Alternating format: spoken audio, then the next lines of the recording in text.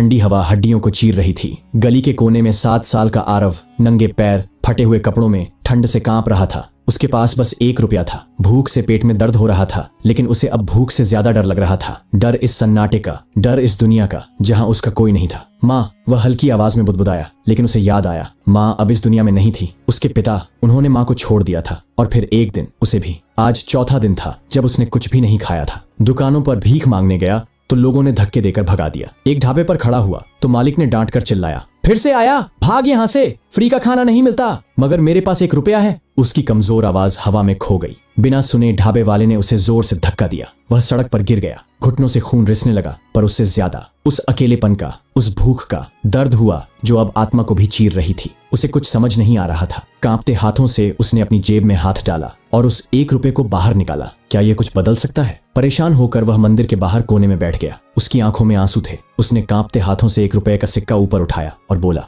भगवान 1 रुपया ले लो, लेकिन मेरी मदद कर दो। अब और भूख नहीं सहा जा रहा। उसकी आवाज टूट रही थी, सांसें धीमी हो रही थी, आंखों से आंसू गालों पर जमने लगे। तभी उसे महसूस हुआ कि धुंधली रोशनी में कोई उसके पास आ रहा है। उसे लगा कि भगवान ने उसे अपनी गोद में उठा लिया हो। अगली सुबह आरव की आंख खुली तो नरम बिस्तर था, गर्म रजाई थी, ठंड की जगह गर्माहट थी, पास ही गर्म दूध रखा था। तभी एक स्नेह भरी आवाज आई, बेटा, कल रात तुम मंदिर के बाहर बेहोश पड़े माँ माँ पुकार रहे थे। मैं तुम्हें अपने साथ ले आई, क्या तुम मेरे साथ रहोगे? मेरा कोई बेटा नहीं है। आरव की आंखों से आंसू बह निकले। उसने धीरे से हाँ कहा। उसने देखा वो 1 रुपये का सिक्का अब भी उसकी जेब में था। वह समझ नहीं पा रहा था क्या यह भगवान का चमत्कार था या इंसानियत का।